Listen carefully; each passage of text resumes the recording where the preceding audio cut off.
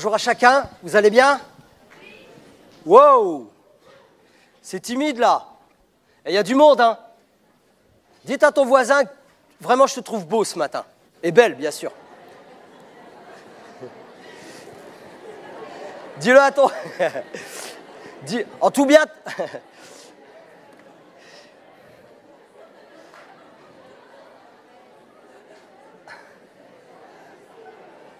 Eh, c'est bon, c'est bon. On ne cherche pas à se marier là ce matin. Juste, t'es beau, t'es bien, t'as un beau visage. Je suis content que tu sois là. Est-ce que vous êtes content d'être là? À côté de ton voisin, de ta voisine? Alors tout simplement, en quelques mots, bon, moi je vois pas grand-chose parce que j'ai deux gros phares là qui m'éclairent. Mais tout simplement, je sais qu'il y a des personnes qui ont reçu une invitation, qui ont été invitées par des voisins, par des amis, par de la famille. Est-ce que juste vous pouvez lever la main pour qu'on ait un aperçu? Voilà, levez la main. Voilà, est-ce que nous, Église Le Phare, on peut les accueillir? Voilà, jusque là-bas. Wow!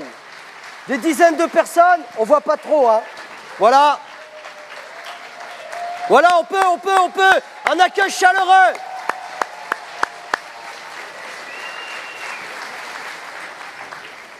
Soyez toutes et tous les bienvenus, voilà, dans cette église. Alors peut-être, c'est vrai que quand on rentre, ça, waouh, on n'est pas dans une église là. Si véritablement, c'est pas le bâtiment qu'on considère comme l'église, c'est nous. En tant qu'enfants de Dieu, la Bible nous dit que nous sommes une assemblée qui comment dirais-je, on est le corps de Christ. Voilà, c'est une assemblée et c'est l'église. L'église, c'est les hommes et les femmes qui la constituent, qui la composent. Si vous passez votre voisin, je vous promets, il est vraiment vivant. Est-ce qu'il y a des vivants devant moi? Alors peut-être que, comme je le disais, c'est bizarre un peu, puis ça danse, ça chante et ça crie, ça joue. Il y a de la joie, il y a un truc là. Alors bien sûr, effectivement, aujourd'hui c'est un jour de fête. On fête, bon, on va l'expliquer, on va le partager, la commémoration, on va dire, de la naissance de Jésus. Mais normalement, ça doit être comme ça tout le temps. Ok. Vous voyez, normalement, c'est comme ça tous les dimanches, et si vous venez tous les dimanches, et je sens dans mon cœur qu'il y en a qui vont revenir les dimanches qui vont arriver. Ça, c'est une vérité. Et parce que tout simplement, notre foi est vivante. Parce que notre Dieu est vivant. Et parce que l'Église est vivante. Alléluia. Alors, vous avez de la chance parce que je suis un peu malade aujourd'hui. Donc, on va... Voilà. Ah, elle est là. Voilà, j'ai une petite bouteille d'eau. Je sors un peu de grippe, tout ça, mais bref, peu importe. Naissance de Jésus, c'est un moment incroyable. Je vais commencer par ces mots. Qu'on y croit ou qu'on n'y croit pas, que ce soit vrai ou que ce soit pas vrai, en tout cas, on est quand même en 2024 après Jésus-Christ. Un petit couple d'hommes et de femmes, Marie et Joseph, personne n'a voulu d'eux, ils n'ont pas eu de place, et l'enfant bébé, il y a 2000 ans, plus de 2000 ans, il est né dans une bergerie. On l'a mis dans une crèche. Et encore aujourd'hui, au fait, on est combien après Jésus-Christ? Eh ben non. On est exactement entre... Jésus n'est pas né il y a 2000 ans, il y a 2024 ans. Jésus, il est né entre 2003 et entre 0,3 et 0,6 avant lui-même. Ça veut dire quoi? Tout simplement dans les calculs, par rapport à notre agenda, notre calendrier moderne, il y a une toute petite erreur qui s'est accumulée pendant tout ce temps, tout simplement. Mais peu importe où il est né véritablement, la maison, l'endroit, la crèche, parce qu'aujourd'hui, on adore ces endroits-là, ces choses-là, peu importe qu'il est né il y a 2027 ans, il y a 2023 ans, il y a 2024 ans, le plus important qu'il soit né, et c'est ça qu'on va développer ensemble ce matin, en toute honnêteté, et puis je vais faire un appel, pas au don, mais à savoir un petit peu quel couple a déjà eu un enfant, 2, 3, 4, 5, petit enfant ou autre. Voilà, je vois. Voilà, quelques-uns. Je vois plein de bambas qui courent partout, mais il n'y a personne qui lève la main. C'est quoi ce délire? Ok. Faut être honnête. Quand un couple attend un enfant, c'est vraiment une attente. La pauvre maman, 9 mois. Waouh! On est en attente là. On est d'accord ou pas? Voilà. Il y a de l'attente, etc. Et moi, je me souviens, on va parler un peu de mon épouse, elle est là, mon épouse. Moi, je me souviens, voilà, on a jeune marié, voilà, etc. Et puis voilà que, parce que là, je sais que, bon bref, je vais commencer à parler patois parce que bientôt, je repars dans le Nord et il faut que je me réadapte. Voilà que, c'est important hein, de rester là. Voilà que, bon, mon épouse, on attend un heureux événement, etc. Et puis arrive le jour de l'accouchement, et puis on attendait, on était oppressés. Moi, j'étais au travail, j'ai quitté le travail, et je suis parti en courant. Oui, je vais assister mon épouse, etc., etc. Et je suis allé jusqu'au bout comme un homme. Attendez. Vous savez, là, j'ai eu un rhume, une petite grippe, c'était la fin de ma vie. Hein. Bon, bref. Et voilà que je suis là à côté de mon épouse, elle est allongée et tout, et puis on l'attend. On est là, 9 mois d'attente, mes amis, 9 mois, c'est long, etc. Et voilà, il y a l'accouchement qui se fait, et puis il y a monsieur, madame, je ne sais plus, il y a un docteur, enfin bref. Moi, j'étais là comme ça, et des trucs, bref. Et je vous promets, j'avais rien consommé, mais c'est l'ambiance, quoi. Et bien, une personne me dit, si vous voulez couper le cordon ombilical. Je lui dis, monsieur, faites votre job, moi je fais le mien, c'est d'être ici. Un enfant, ça s'attend. Un enfant, on l'attend. Un enfant, on le désire. Un enfant, on le chérit. Et là, mes amis, ça fait des milliers d'années que cet enfant dont nous allons parler ce matin, il était attendu. Des centaines et des centaines d'années, il était attendu par toute une population, le peuple hébreu. Et je rajouterai ceci, et le reste du monde, sans le savoir, véritablement attendait cette naissance depuis des milliers d'années. Et elle est arrivée. Ésaïe l'a dit comme ceci, l'a écrit comme ceci, 700 ans avant l'arrivée de Jésus. Car un enfant nous est né, un fils nous est donné, et la domination reposera sur son épaule. On l'appellera, écoutez bien, on l'appellera admirable, conseiller, Dieu puissant, Père éternel, prince de la paix, gloire à Dieu. C'est merveilleux, c'est incroyable. Ce matin, nous allons voir ensemble qu'un enfant nous est né. 2 petits points rapidement, mais je suis un menteur. Je suis le roi des menteurs. Je vous dis 2 petits points. Quand j'ai commencé à étudier, à réétudier, parce que chaque année c'est la même chose, à chercher, vous savez qu'il faut chercher des données, il faut les mettre, et puis chaque année il faut essayer de ne pas se répéter. Et en fait j'accumulais, et les pages se multipliaient. Je dis waouh, il y en a pour 2 heures. Vous avez 2 heures devant vous? Ah, quel sourire jaune. Donc, bon, on va essayer de faire au maximum, d'accord? Donc tout simplement, un enfant nous est né. On va essayer de voir les 2 petits points. La naissance et ses circonstances, incroyable. La naissance tant attendue, et il y a des circonstances spectaculaires tout autour de cela. Et bien sûr, de l'enfance à la toute-puissance. Alléluia. La naissance et ses circonstances. En ce temps-là, premier verset, Luc 2, verset 1er, en ce temps-là parut un édit de César Auguste ordonnant un recensement sur toute la terre. Donc sur toute la terre, ça concerne l'Empire romain, à cette époque-là. Ce premier recensement eut lieu pendant le Quirinius, c'est super, était gouverneur de Syrie. Tous allaient se faire inscrire chacun dans sa ville. Joseph aussi monta de la Galilée, de la ville de Nazareth, pour se rendre en Judée, dans la ville de David, appelée, on la connaît toute, on l'a tous entendu parler, Bethléem, parce qu'il était de la maison de la famille de David, afin de se faire inscrire avec Marie, sa fiancée. C'est un détail pas des moindres, c'est sa fiancée. Ça veut dire qu'ils ne sont pas encore mariés, qui était enceinte. Waouh! C'est un scandale à l'époque, les amis. C'est un scandale. Mais Dieu est dans l'histoire. Pendant qu'il était là, le temps où Marie devait accoucher arriva. Ça y est, il y a la fin des 9 mois. Ça arrive. Ça veut dire les contractions commencent à arriver. Vous êtes d'accord, mesdames, tous ceux qui ont eu un enfant? Pas de césarienne à l'époque. Hein. Et je n'ai pas vu dans la Bible qu'il y avait une sage-femme. Advienne que pourra. Verset 7. Et elle enfanta son premier-né. Vous êtes tout oui? Et on le développera tout à l'heure. Il y en a au moins pour 2 heures. Hein. Et elle enfanta son premier-né. Elle l'emmaillota et le coucha dans une crèche parce qu'il n'y avait pas de place pour eux dans l'hôtellerie. Amen.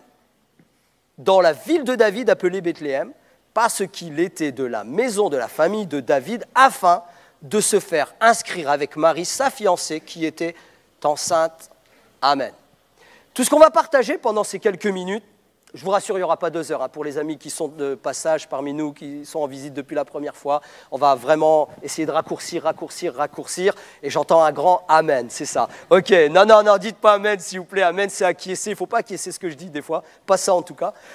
Et tout ce qu'on va tirer ce matin, le jeune homme l'a dit. Alors, je ne me souviens plus du prénom du jeune homme qui est monté.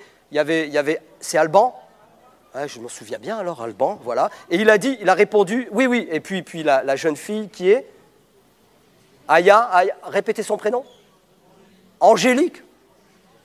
Bon, excusez-moi. Tout à l'heure, il a dit, oui, mais il faut lire la Bible. Ok. Donc, grâce à cela, ils ont connu, à deux, ils ont eu le paquet à deux, toutes les réponses. Donc, tout ce que nous allons partager ce matin est véritablement sorti de la Bible. Je l'ai puisé dans la Bible. Nous croyons que la Bible est la parole de Dieu. Nous croyons que véritablement Dieu l'a envoyée sur la terre afin que chaque être humain, que tu crois ou que tu ne crois pas, puisse un jour la lire. Quelqu'un a dit, tu veux entendre la parole de Dieu, tu aimerais bien entendre Dieu, lis la parole de Dieu, lis la Bible. Est-ce qu'il y a des gens qui ont déjà lu la Bible ici dans cette salle? Au moins une fois. Levez la main, ce n'est pas un appel au don là. Voilà, c'est juste un petit geste comme ça, des dizaines et des centaines de personnes, vous pouvez baisser la main. Alors oui, mais bon, la Bible, c'est un vieux livre, on ne sait pas trop c'est quoi, ça a été écrit par les hommes, etc.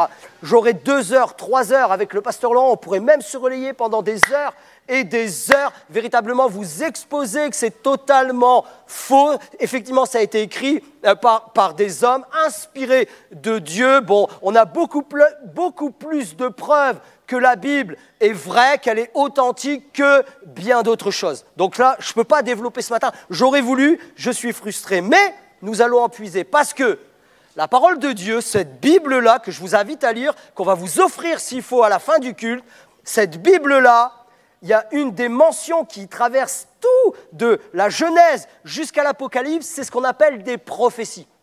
Des prophéties bibliques. Et bien entendu, je ne vais pas vous exposer énormément de prophéties bibliques, mais je vais vous exposer pendant quelques minutes 5 prophéties qu'on appelle prophéties messianiques. Prophéties qui parlent du futur sauveur. Parce que vous pensez que Jésus est apparu comme ça par enchantement. Salut, ça va ? Au Nouveau Testament, pas du tout. On parle de Jésus dès ce qu'on appelle la Genèse, dès le commencement, dès le début. Certes, vous ne trouverez jamais le prénom de Jésus, parce que n'oublions pas, Jésus n'est qu'un prénom. Et tout à l'heure, vous avez répondu qui signifie Dieu sauve, Dieu sauveur. Ce n'est qu'un prénom. Est-ce que Dieu, on peut lui donner un prénom? Je suis, tout simplement. Mais continuons. Donc 5 prophéties. 5 prophéties qui nous enseignent, qui nous parlent de un jour viendra un sauveur et il naîtra dans telle et telle circonstance. On va avoir 5 prophéties. Il est né de la tribu de Juda, il est descendant du roi David, il est né à Bethléem, il est né d'une vierge et il est né pour sauver le pécheur et la pécheresse. Amen. Né de la tribu de Juda. La plus ancienne prophétie sur l'origine tribale du Messie se trouve dans le livre de la Genèse, 1400 ans, les amis. 1400 ans avant son ère, avant Jésus. Genèse 49, verset 10. Le sceptre. Vous savez ce que c'est qu'un sceptre? Un sceptre, ça représente une royauté. Vous avez un sceptre, si vous regardez des films historiques, moi j'aime les films historiques, où ils ont un sceptre là. Ça représente la royauté. Ces gens-là sont intouchables. Ils représentent la royauté, ils ont droit de vie et de mort. Ils vivent dans des grands palais, etc. Mais lui, le sceptre ne s'éloignera point de Juda, ni le bâton souverain d'entre ses pieds, jusqu'à ce que vienne le Shiloh. Qu'est-ce que c'est que cette bête? C'est quoi ça? Le Shiloh. Et que le peuple lui obéisse. Le Shiloh, c'est le Pacifique. le pacificateur. Le Shiloh, c'est l'un des titres du Messie. C'est quelqu'un qui sera tranquille et qui sera pacifique, qui sera rempli d'amour et qui dégagera l'amour de Dieu à l'égard de l'humanité. Les évangiles selon Luc et selon Matthieu, écoutez bien, décrivent de façon détaillée les ancêtres du Christ, selon la chair, bien entendu, reliant son origine paternelle et maternelle à la tribu de Juda. Bien entendu, on le trouve dans Luc, je ne vais pas les lire, dans Luc 3, versets 23 à 34, et Matthieu, chapitre 1er, versets 1 à 16.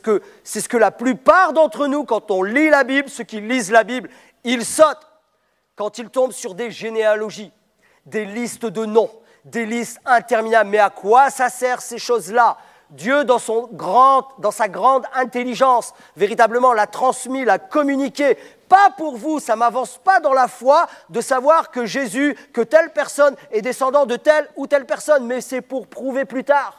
Pour ceux qui chercheront, pour ceux qui auront du mal à croire, pour ceux qui se disent historiens, pour ceux qui se disent scientifiques, pour ceux qui se disent un peu plus intelligents, qu'ils chercheront, qu'ils fouilleront. La Bible dit, celui qui cherche va trouver à un moment donné. Et ce qu'on peut trouver, c'est que cette parole est inspirée de Dieu, vient de Dieu parce qu'elle est vraie, parce qu'elle prouve par des fois des petits détails qu'elle est authentique. Gloire à Dieu. C'est ça la parole de Dieu.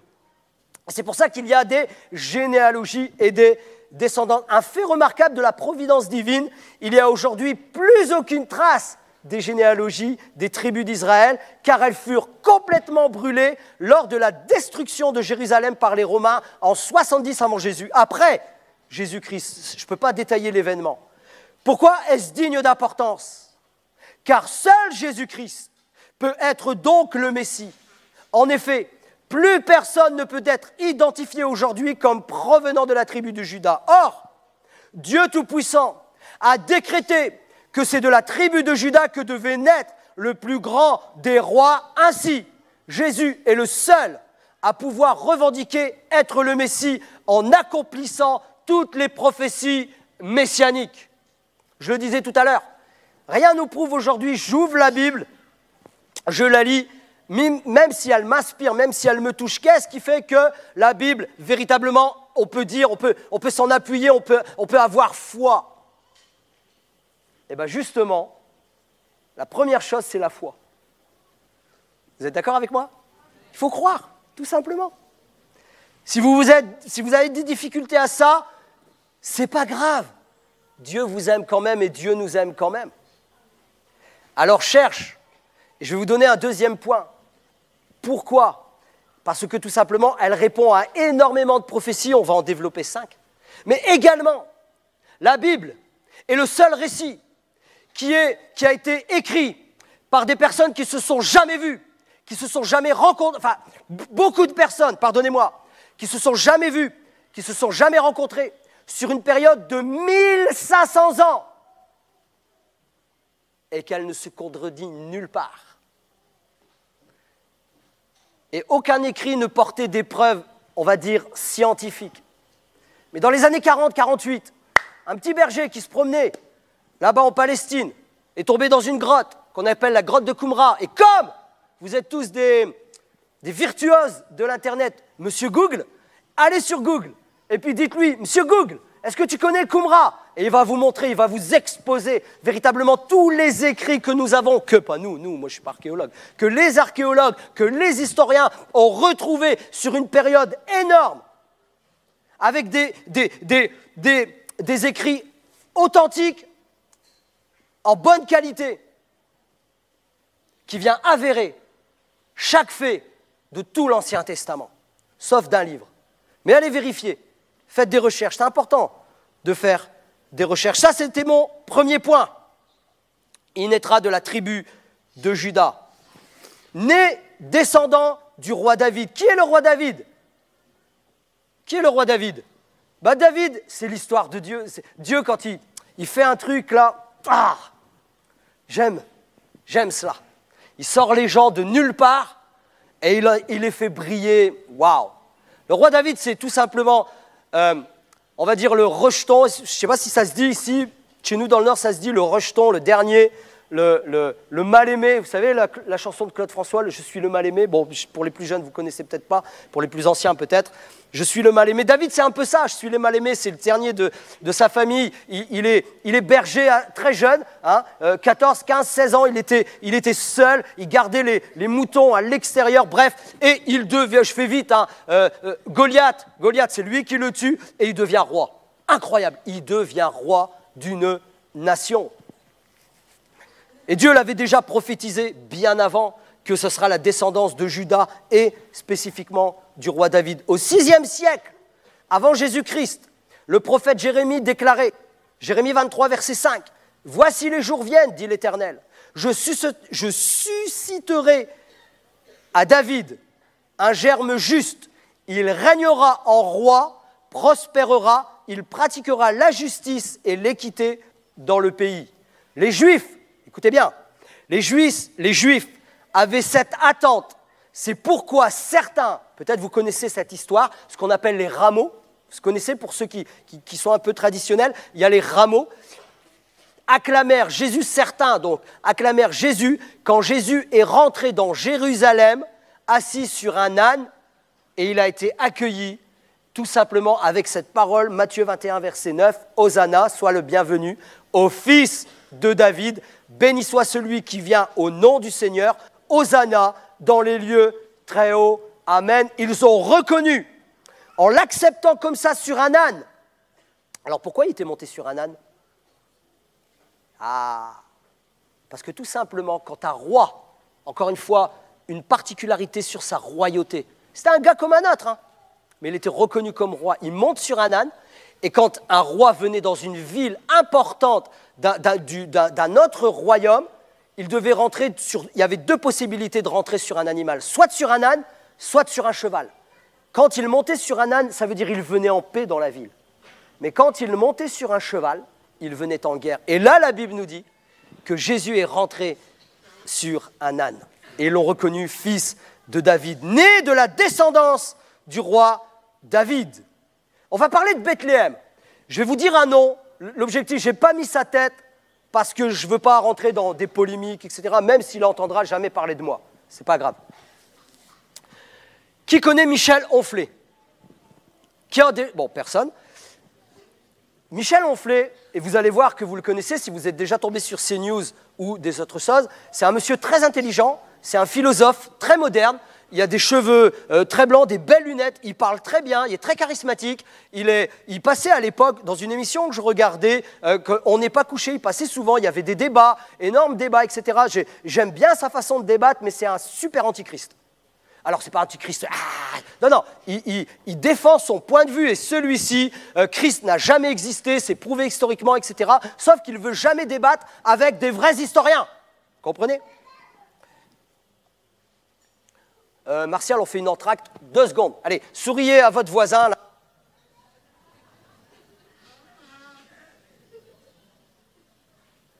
Je vous l'ai dit, je suis encore malade. Oh là là.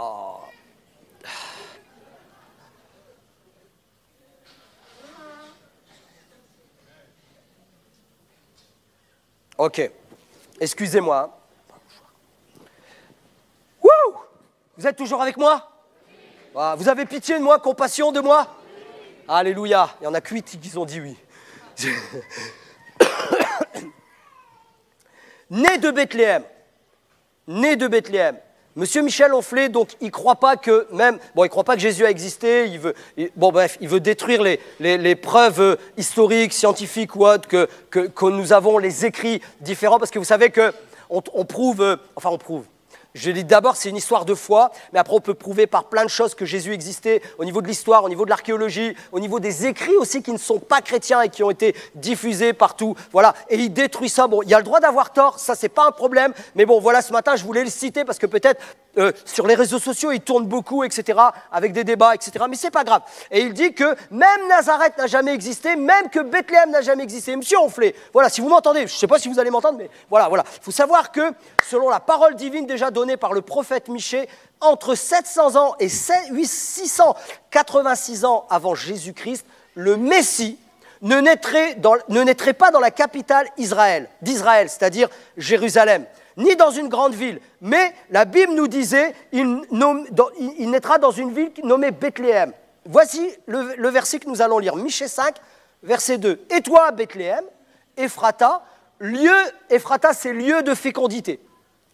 Petite entre les milliers de Juda, de toi sortira pour moi celui qui dominera sur Israël et dont, c'est le reste, c'est la fin qui m'intéresse, et dont l'origine remonte aux temps anciens, au jour de l'éternité. » Alléluia!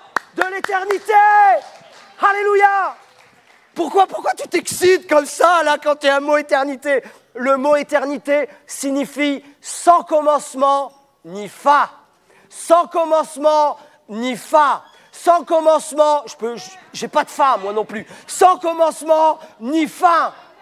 Alléluia! Parce que le Dieu en qui nous croyons, il est éternel, il est depuis tout le temps, il existe depuis tout le temps. Ah!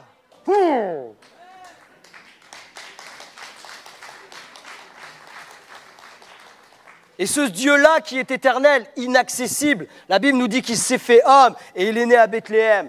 Mais jusqu'à temps que je vais vous donner un petit point, il n'avait pas de preuve concrète, palpable, que Bethléem ait existé concrètement, mis à part un petit peu les reliques religieuses que nous avons aujourd'hui.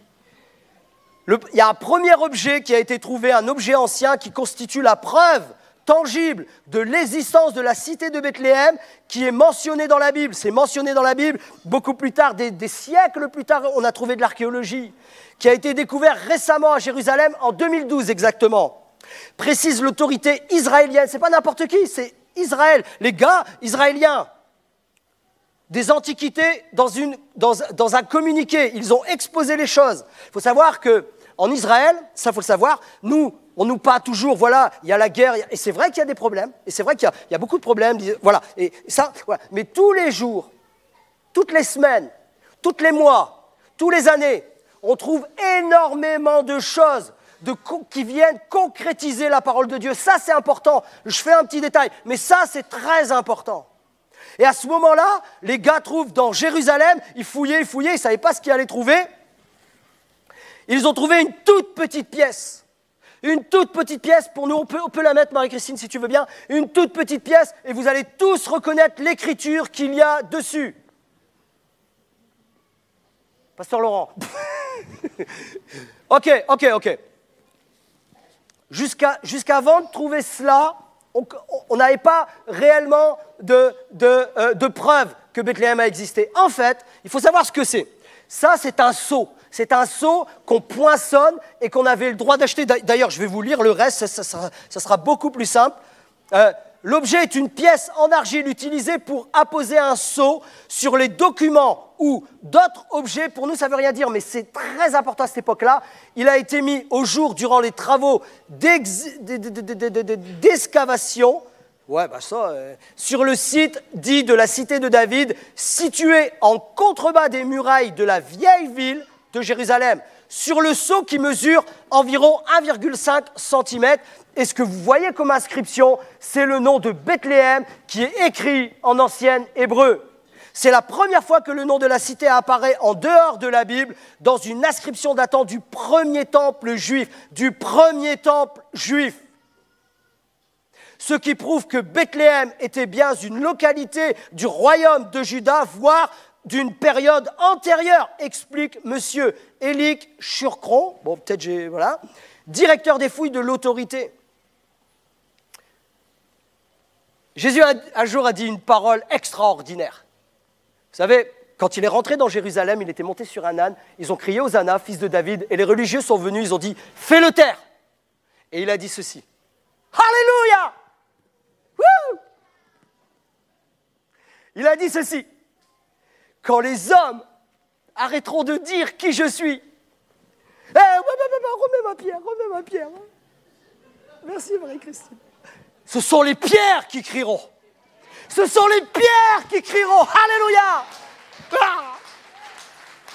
J'aime cette parole. Merci Marie-Christine. Ah! Cette ville dont le nom signifie la maison du pain, la maison du pain, avait été choisie pour demeurer à jamais dans les mémoires, comme le lieu de la naissance de celui qui dira « Ô Seigneur ».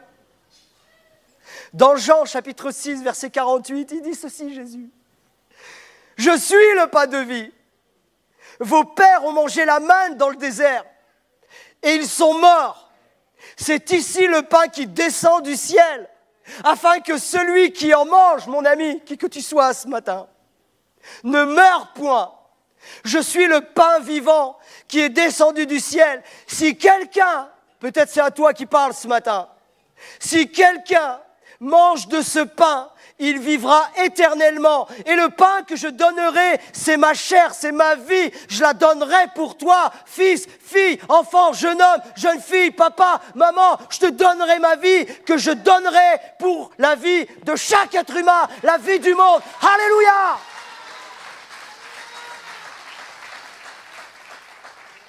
C'est pour cela que Jésus est né dans une auberge. Alléluia!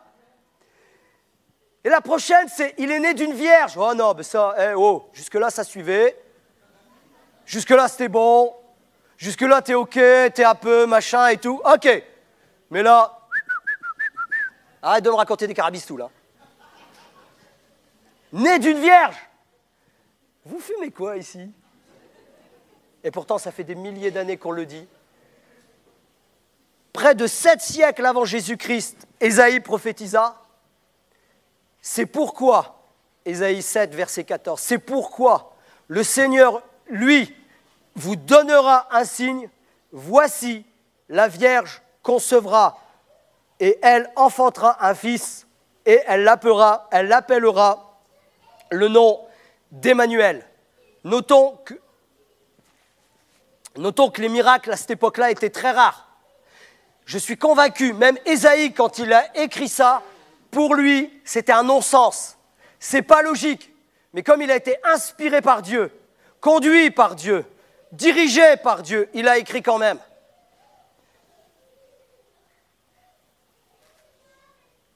Mais c'est pourquoi, lorsque Marie apprit cette nouvelle, elle en fut la première surprise. Si vous connaissez l'histoire, je ne vais pas le lire, c'est trop long. Un ange est venu dire « Marie, tu vas enfanter ». « C'est pas possible », elle dit. Vous vous souvenez de cette histoire ? C'est pas possible, c'est inconcevable. Pourquoi? Ce qui est logique, je n'ai connu point d'homme. Ce qui est logique, j'imagine le gars Joseph. Marie vient le voir, oui je suis enceinte, puis je vous l'ai dit tout à l'heure, scandale à cette époque. Mais Dieu est intelligent, beaucoup plus que les êtres humains. Alléluia.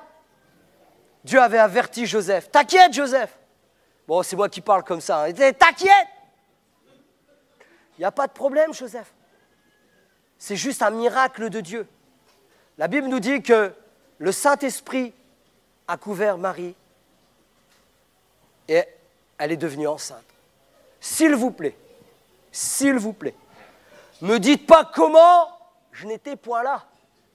Me dites pas pourquoi, parce que tout simplement, il fallait que cet enfant venait du roi des rois.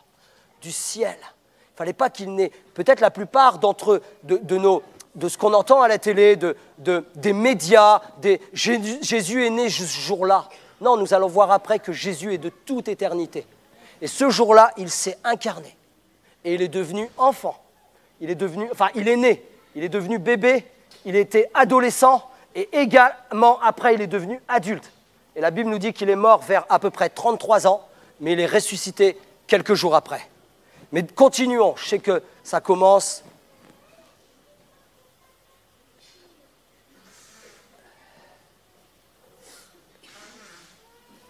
On termine avec ceci, sur les prophéties. Né pour sauver chaque pécheur.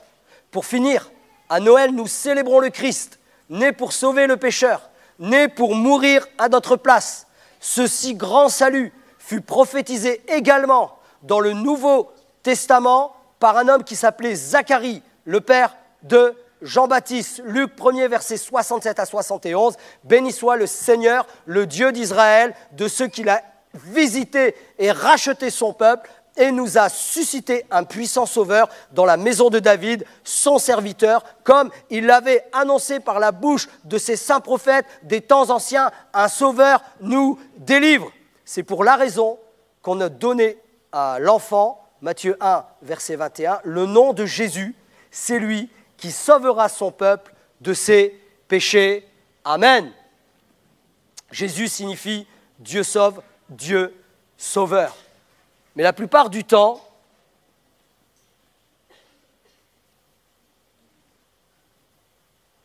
Dieu ne laisse rien au hasard. Ce qu'il avait annoncé par la bouche de ses saints prophètes s'est accompli précisément lors de la venue de Jésus dans le monde, qui le reconnaît comme le Christ.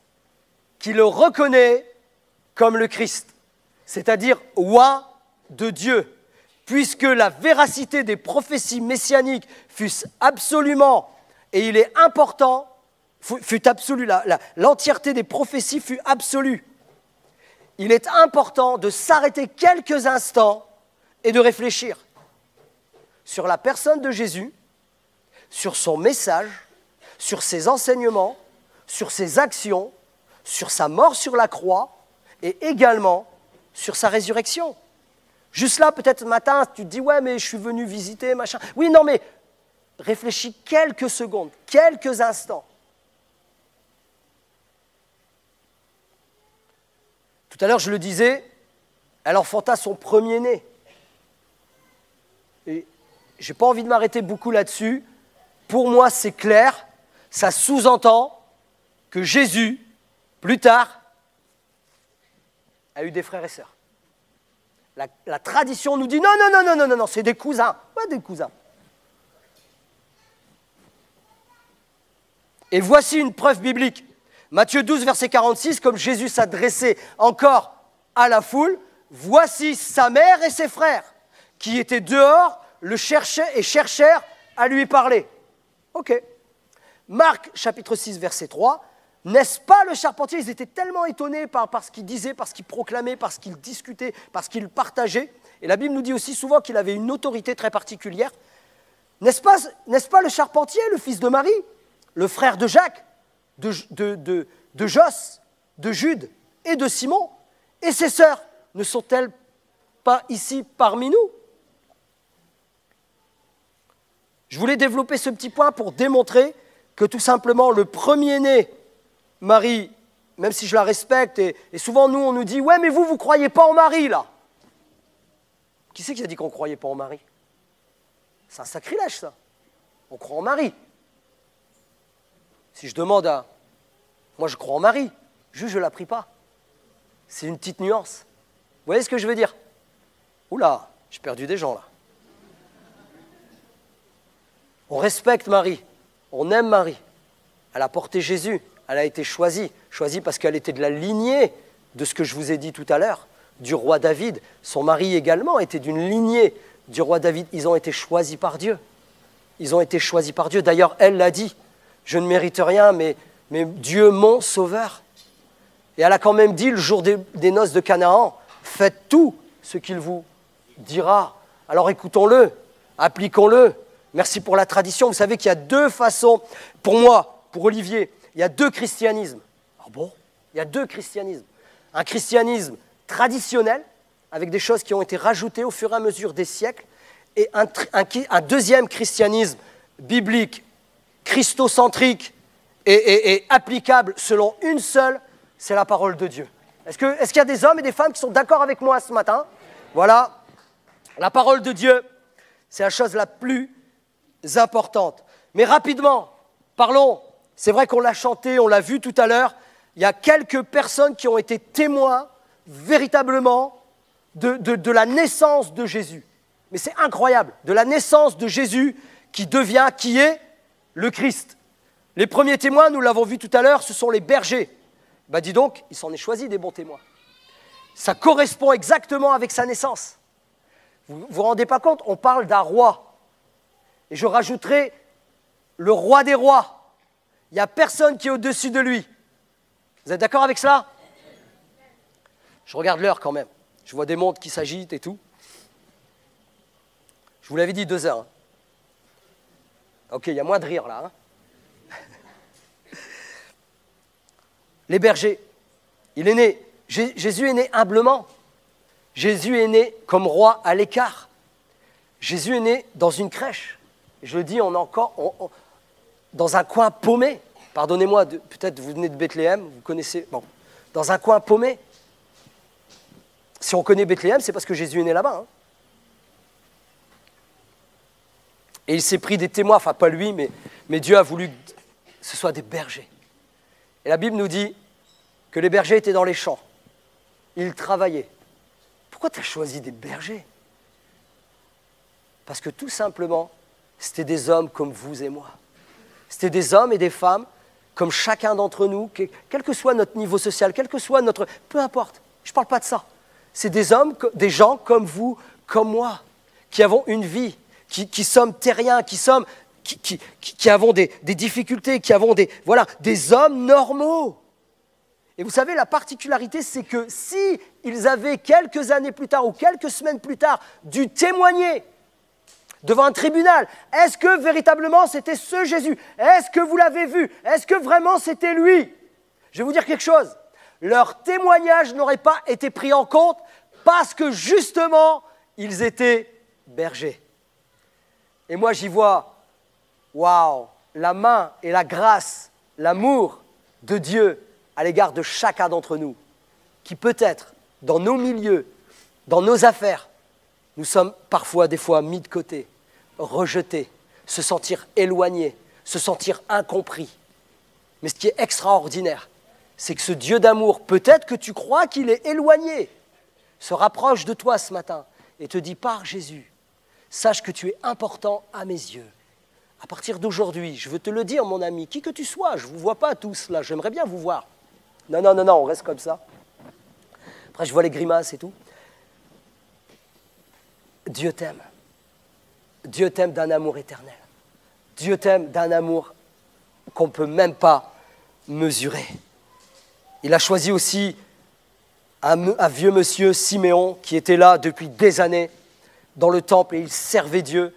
Et juste cette phrase, ces mots, cette parole qui a dit « Seigneur, tu peux reprendre ton serviteur maintenant, car mes yeux se sont posés sur le salut d'Israël et du reste du monde. » Ça, c'est incroyable, c'est formidable. Anne la prophétesse, des gens anonymes, des gens discrets. Anne la prophétesse, elle a perdu, après 7 années de mariage, elle a perdu son mari. Et elle s'est dit, je vais servir Dieu dans le temple. Et elle, pareil, elle a juste vu, à la fin de sa vie, le Christ. Et elle l'a reconnu comme le Christ. Vous savez, il n'y avait pas une pancarte, il n'y avait pas des gens qui criaient, c'est le Christ, c'est Jésus. Il n'y avait personne. Ils étaient discrets, ils étaient là même gênés. Ils devaient juste accomplir le rituel de la loi de Moïse. Et ils venaient, ils étaient là et ils étaient discrets. Et tout à l'heure, il a dit, dans le jeu, les derniers témoins, Qui sont les derniers témoins? Parce que souvent, on pense que c'est les premiers, les mages. Bon, déjà, ils ne sont pas rois, ça, il faut le savoir. Ils sont juste mages. Je ne vais pas pouvoir développer parce que le temps m'est perdu. Mais les gars venaient de très loin. Ils sont venus en chameau. Et souvent, on les met à 3. Vous voyez ce que je veux dire? Ils sont tous les 3. Et puis, on leur donne des noms en plus. Moi, j'ai lu la Bible, j'ai jamais vu les noms. On les met à 3, là, 1, 2, 3. Et puis, vous regardez même dans les crèches, dans la tradition, on a 3 mages. Rois mages, mais bon, 3 mages. Puis on dit, il y en a d'autres, etc., etc. Sauf qu'à l'époque, tu ne voyageais pas tout seul. Sauf qu'à l'époque, c'était impossible, de là où il venait, on parle d'Orient, c'était impossible qu'il soit tout seul. Moi, je vais vous dire ce qu'il y avait. Historiquement parlant, c'est prouvé. Il y avait toute une caravane de chameaux. Il y avait toute une caravane de personnes, il y avait une logistique, parce que ces gens-là, il fallait les nourrir, ils n'étaient peut-être pas n'importe qui. Les mages de l'époque, c'était des savants, c'était des gens qui savaient lire. Vous savez que les étoiles, avant, on observait beaucoup plus les étoiles qu'aujourd'hui, parce qu'aujourd'hui, il y a une pollution de la lumière. On ne voit pas. D'ailleurs, il faut même monter jusqu'à un sommet que vous connaissez peut-être tous. Il faut payer à 5000 balles la nuit. Non, je ne sais plus combien il faut payer la nuit pour regarder éventuellement au télescope. Tu payes 200 balles le couvert, hein, je ne sais pas trop quoi. Et puis là, tu peux observer les étoiles. Avant, les étoiles s'observaient de là où on était parce qu'il n'y avait pas de pollution de lumière. Et ça, c'est des hommes comme ça. C'est des hommes comme ça qui observaient le ciel, qui observaient des signes, qui observaient des choses. Et c'était des savants, c'était des connaisseurs, c'était des gens intelligents, des gens qui avaient étudié. Et croyez-moi, ils ne voyageaient pas tout seuls. Et ce qui est extraordinaire, c'est qu'ils arrivent, et souvent on dit, voilà, ils se sont arrivés. Non, on ne sait pas trop combien de temps ils sont arrivés après. Mais ça peut être de quelques semaines à maximum 2 ans. C'est incroyable, c'est incroyable. Mais souvent on dit, ouais, mais ils sont venus tout seuls. Oui, mais ils ont fait quoi comme cadeau? Et c'est juste sur les cadeaux que ces mages-là ont fait à Jésus. On n'en parle pas, on ne détaille pas. Ils ont offert de l'or, de l'encens et de la myrrhe. Pourquoi? Pourquoi? Tout simplement, c'est les dons. Les gars, ils venaient, il n'y avait pas d'Internet. Hein. C'est important de le mettre dans le contexte au cas où.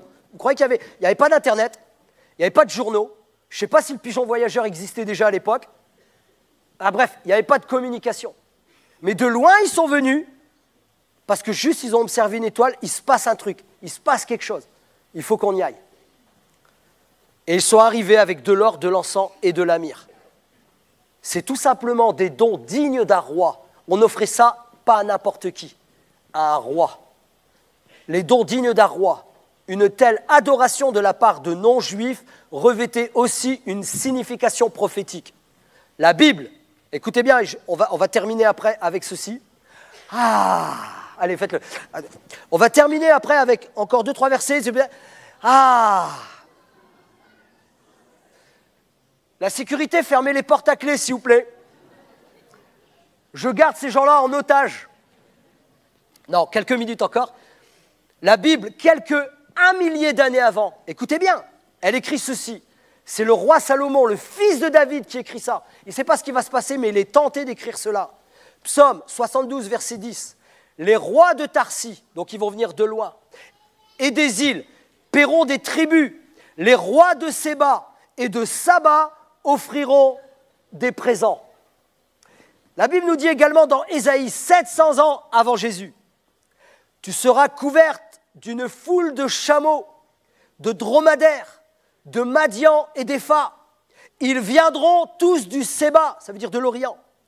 Ils porteront de l'or et de l'encens et ils publieront les louanges de l'Éternel. » Ça, c'est extraordinaire. Moi, je vais vous le dire, les amis, la parole de Dieu est vraie, la Bible est vraie. Amen. Est-ce que vous le croyez cela ce matin? J'ai encore un problème. On va terminer avec ceci. Normalement, je devais développer le deuxième point, mais ce n'est pas grave. De l'enfance à la toute-puissance. Effectivement, tout à l'heure, nous l'avons entendu prier. Jésus, on le parle comme le petit Jésus. Et c'est vrai. Un enfant, c'est magnifique. Et il est tout petit, et puis c'est un bébé, et puis. Mais un enfant, ça grandit. Tout à l'heure, je vous l'ai dit, nous avons eu notre petite fille. Vous voyez, j'ai eu. Non. Nous avons eu. Ah ouais, c'est mon épouse qui l'a porté, c'est vrai. Oui, nous avons eu. Non, mais souvent, les hommes, c'est ça. Non. Nous avons eu. Mon épouse a accouché il y a à peu près 16 ans d'une petite fille, d'un petit bébé extraordinaire. Et ça va très vite. Et un enfant grandit. D'ailleurs, elle est là devant, elle a 16 ans. Mais bref, pourquoi je dis ça? Parce que tout simplement, on peint Jésus comme le petit Jésus dans la crèche. Voilà. Mais vous savez quoi? J'ai une bonne nouvelle, heureusement d'ailleurs, parce que les parents l'auraient amené chez le docteur. Jésus, il a grandi.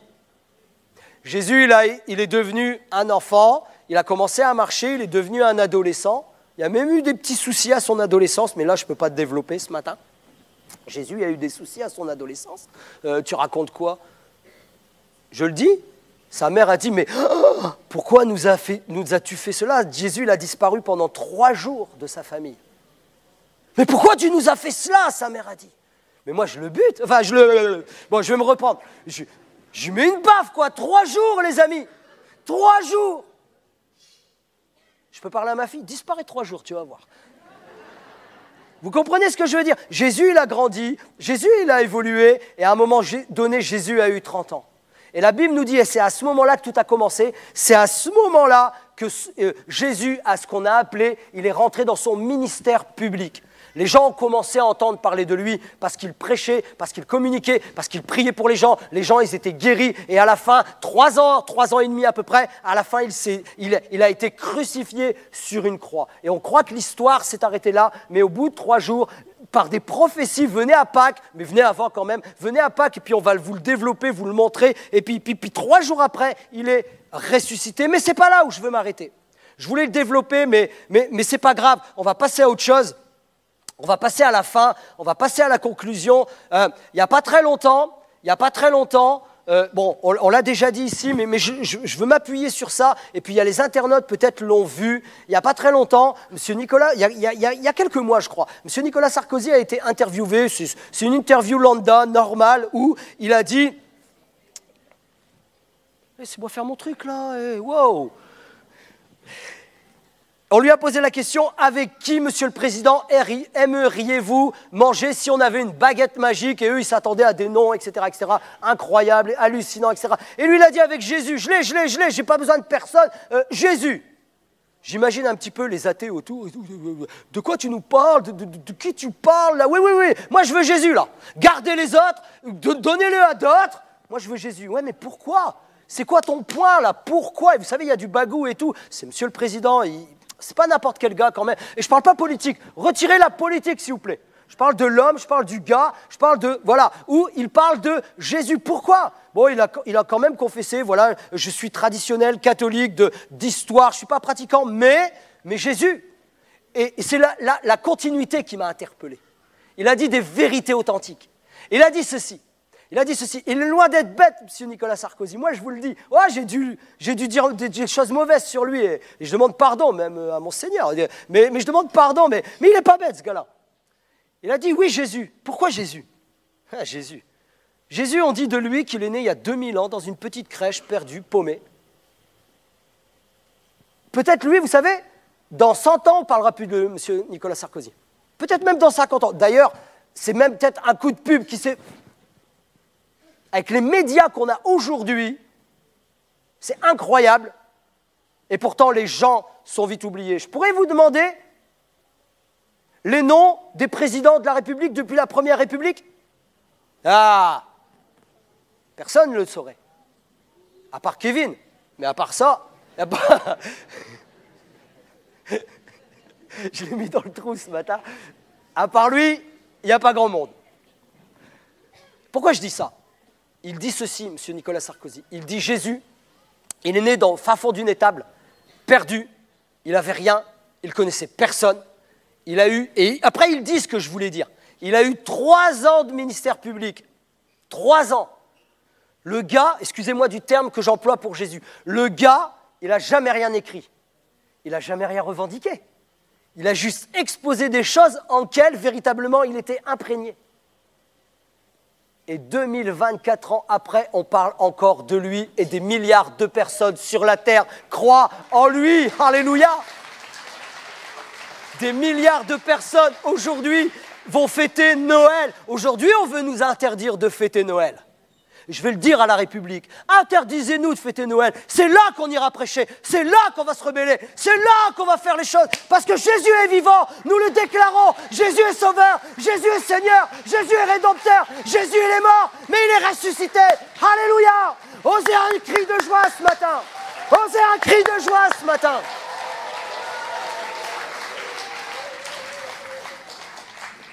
Il y a quelques années, il y a un siècle à peu près, il y a eu une guerre terrible ici en Europe. Et nous, en Belgique, nous en France, nous dans le Nord, on a les stigmates encore de la Première Guerre mondiale. Si un jour vous allez dans le Nord, vous allez voir, il y a les stigmates de la Première Guerre mondiale.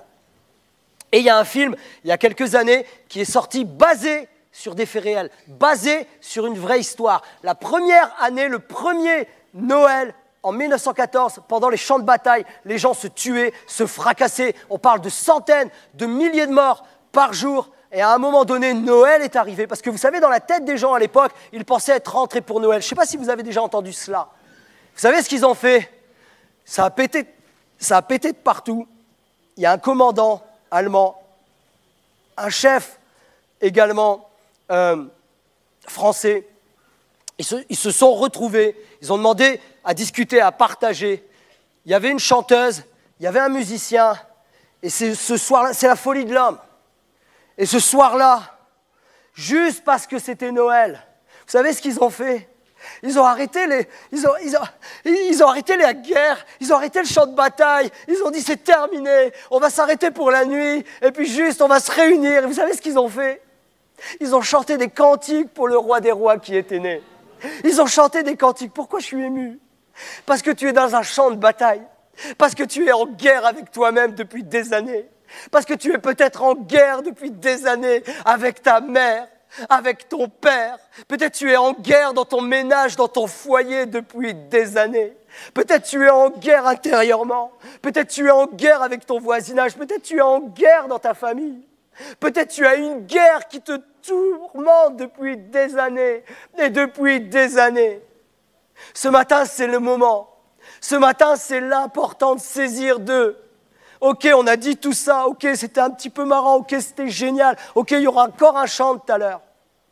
Mais c'est peut-être le moment d'y réfléchir sur la vérité de qui est Jésus. Et qui est Jésus véritablement pour toi, dans ton champ de mine, dans ton champ de guerre. Le plus important,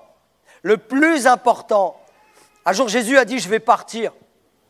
Et un de ses disciples a dit, mais c'est quoi le chemin? Sur quel chemin tu vas? Et Jésus lui a dit ceci, je suis le chemin, la vérité, je suis la vérité, et je suis la vie.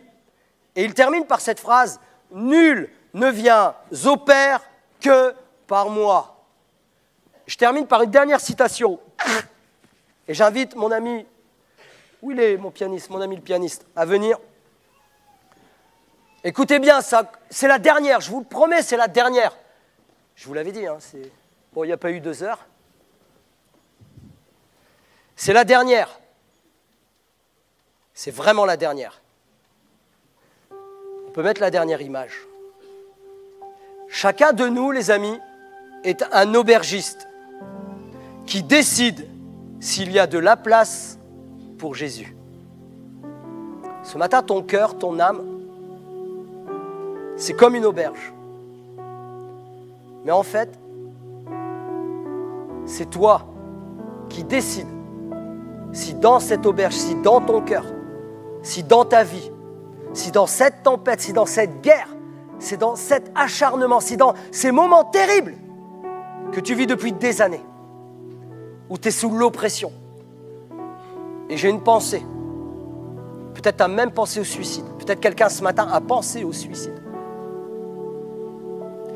La dépression, l'incompréhension. Je vous invite à incliner vos fronts quelques secondes. Je vous promets que c'est terminé. Quelques secondes. Je veux vraiment précisément parler à cette personne. Peut-être tu as tenté de mettre fin à tes jours. Ou peut-être c'est passé des dizaines de fois dans ta tête. Parce qu'il y a ce champ de bataille, il y a cette guerre. Je vais te dire qui que tu sois. Même en 14, ils se sont arrêtés. Et ils ont chanté des cantiques pour Jésus. Ce matin, je t'invite à dire oui, Jésus. Si tu peux faire ça, si tu l'as fait à ce moment-là, viens le faire dans ma vie, dans mon cœur. Tout simplement, je vais t'inviter à réfléchir. Je vais t'inviter à réfléchir. Je vais t'inviter à te poser les bonnes questions. Je vais t'inviter à donner peut-être une chance à Dieu de venir faire la différence dans ta vie. Vous savez, à un moment donné, quand on a tout essayé, on a essayé toutes sortes d'affaires, toutes sortes de choses, et puis que c'est toujours le même résultat, c'est peut-être intéressant d'essayer autre chose. Pour ma part, je ne sais pas si c'est très intéressant, mais en tout cas pour ma part, ça fait 22 ans que j'ai choisi et j'ai donné l'opportunité à Jésus de venir faire la différence dans ma vie. Et je vous promets que depuis 22 ans, 22 fois 365, à chaque jour, je vois la différence. À chaque jour, je vois la différence. Et je pourrais demander à des dizaines de personnes ici ce matin. Et depuis 1 an, 2 ans, 6 mois, 10 ans, 15 ans, 20 ans, 30 ans, beaucoup plus que moi, 30 ans, 40 ans, 50 ans, 60 ans, des hommes, des femmes. Et Jésus fait la différence dans nos vies. Ce matin, je t'invite à réfléchir tout simplement. Est-ce que tu veux laisser une chance à Jésus? Juste de venir toucher ton cœur, juste de venir faire la différence dans ton âme? Cet enfant n'est pas resté un enfant, il est devenu le Jésus tout-puissant, comme nous l'avons entendu tout à l'heure. Et la Bible nous dit qu'il est mort sur cette croix, qu'il est ressuscité quelques jours après et qu'il est au ciel, il est reparti à sa place initiale. Et il a donné sa vie pour toi. Et aujourd'hui, il te voit, il intercède. Et la Bible nous dit qu'il ne nous a pas laissés orphelins, mais qu'il a envoyé son Esprit Saint. Et si tu dis en toi-même, oui, mais là, ça m'a touché, ça m'a parlé, et puis on dirait que tu as dit des choses que ça me concerne. C'est juste pas un homme, c'est juste pas le gars qui est en face de toi. C'est juste le Saint-Esprit qui frappe à ton cœur. Et qui te dit, laisse-moi entrer, laisse-moi entrer. Et ce matin, tout simplement, si tu laisses entrer, je veux que les yeux soient fermés. Ça va durer 30 secondes. Je demande que les yeux soient fermés. Et tout simplement, là où tu es, je te demande de lever ta main. Et ça va me prendre quelques secondes, que tu sois jeune ou moins jeune. Alléluia. Là où tu es, tu lèves la main et je prie pour toi. Quelques mains se lèvent. Voilà, dans le fond là-bas, quelques mains se lèvent. Voilà, gardez la main quelques secondes levée, s'il vous plaît, les amis. Voilà, je vois, waouh, il y a des mains qui se lèvent. Gardez la main parce que c'est juste pour moi.